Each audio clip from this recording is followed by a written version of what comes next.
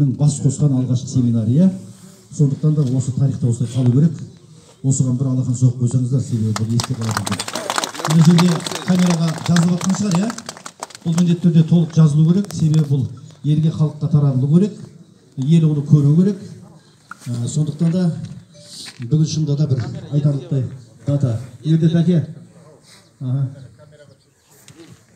Камера келсеңші ерге. Тәкен Данияр бауырымыз, иә, айттыңыз ғой, иә? Отырыңыз. Кім? Пернебек қайда? Пернебек. Аға. Алматы. Иә, беу. Онда как раз Шырым Махамбетұлы ертеңді біздің ауданда болады. Бәке, ғалымдармен бірлесіп бұл кісінің атына қағазға түсіріп берсеңіздер. Бұл кісінің деңгейінде қандай мәселелер шешілу керек?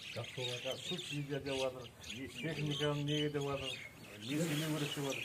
Соны пунктымен қолына ертең ұстатып жіберейік.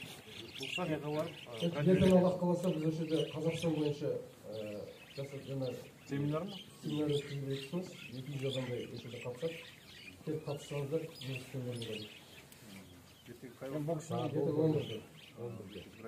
бұл кісінің графигіне сәйкес енді басқа объектілерге бару керек. Жаңа сұрақ қойдыңыз ғой, жердің өнімділікті артқыза ма деп ше?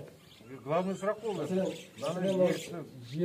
Жердің құнарлы екендігі, немесе құнарсыз екендігі, ол гумуспен өлшенеді деп айтып кетті. Білем оны. Гумуспен өлшенеді. Бұл таза гумусты, жердегі құнарлықты Аллахтарға жаратып қойған өте көп жәндіктер бар. Соның ішінде шлаушан бар, олардың ішіндегі ең мықты өндіргіш жәндік болып есептеледі. Сол гумус образовать етті жерде. Гумус образовать етті. Сол жерде шлаушаны бар жер болатын болса, ол өте құнарлы деген сөз. Бұрын 1700 жылдары жаңа архивтерден тапқан христиандер мемлекетке 300 центнер бидайды как налог сипатында төлеп жатқан дейді. Ол деген сөз жер сондай дәрежеге ие, ол сондай дәрежені бере алады. 300 центнер бидайға дейін дәрежені бере алады екен да. Оның үстінен олар өздерінің күндерін көріп отқан христиандер. Мәселен, 80-ші жылдары Павел Матвеевич Пономарев деген кісі Ташкентте өмір сүрген. Ол өзінің участогында 250 центнер, 300 центнер бидай арпа алуға болатындығын дәлелдеп берген. Именно осы компост және биогумустың арқасында. Ол неге сұрап отыр? Бұны қасымызда біздің ең ірі агроклубының басшысы тұр. Сапа 2002 деген. Осы кісі осыны пайдаланса, бұл кісі жаңағы немен айналысады? Мал шаруашылығымен Содан кейін оны жамандай бастайсың, бүлік шығарасың. Сондықтан да Алла тағала бізді бүліктен сақтасын, мың өліп мүдірілген қазақпыз ғой. Сондықтан жаңағы ақсақал айтпақшы, Алла тағаланың үлкен бір сыйы бар. Оны нығмет дейді.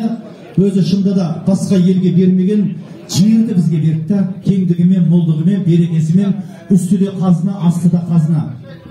Өзі жер бетінде 5000-дай ұлт тұрады екен. Соның 200-інде ғана шекарамен мемлекет патшасымен туы бар екен да. Бағана Гүлнар айтпақшы 6% деген сияқты, сол 5000 ұлттың ішіндегі 200 бақытты халықтың біреуі біз екенбіз.